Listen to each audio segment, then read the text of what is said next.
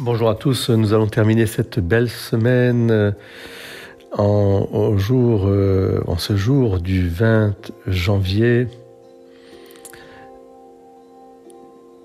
ce samedi 20. Nous fêtons des martyrs tout à fait incroyables, Saint Fabien, pape et martyr, Saint Sébastien, martyr. Ces deux martyrs de l'époque de la primitive Église nous sont très connus parce que nous avons des écrits de leurs martyrs, bien sûr, mais aussi parce que ce sont comme des types de martyrs de témoignages chrétiens.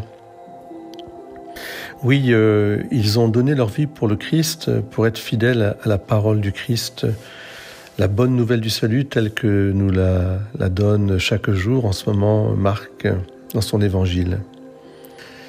Nous connaissons bien sûr plus particulièrement Saint Sébastien, puisque Saint Sébastien était lui-même, je dirais, un des gardiens de l'empereur, de sa milice, de sa police.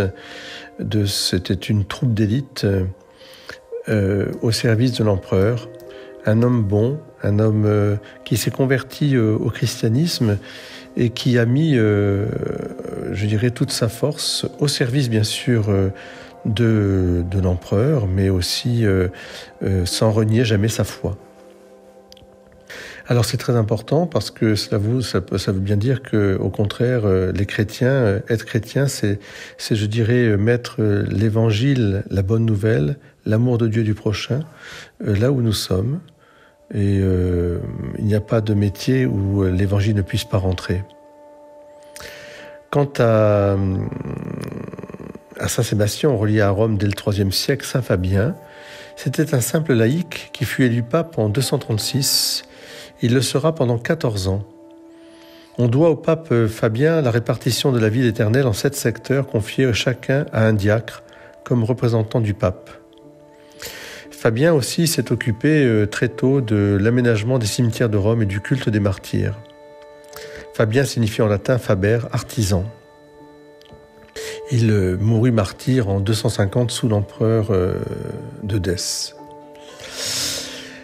Quant à Saint Sébastien, nous avons le récit de son martyre, puisqu'il est représenté d'une manière tout à fait particulière, comme ayant été atteint par des multitudes de flèches. Saint Sébastien.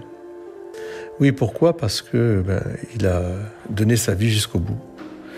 Voilà. Que ces flèches soient des flèches d'amour que nous voulons porter les uns les autres. Soyez bénis. Je vous bénis de tout cœur. En ce temps-là, Jésus-Christ, selon saint Marc, revint à la maison, où de nouveau la foule se rassembla, si bien qu'il n'était même pas possible de manger. Mais les gens de chez lui, l'apprenant, vinrent pour se séduire de lui, car ils affirmaient qu'il a perdu la tête. Voilà, les saints Fabien, les saints Sébastien nous montrent que oui, on peut perdre la tête pour le Christ, c'est-à-dire la folie de l'amour qui donne sa vie pour que d'autres aient la vie. Alors je vous bénis de tout cœur et je souhaite à tous les Fabiens et Sébastiens que je connais une très très belle fête. Soyez bénis.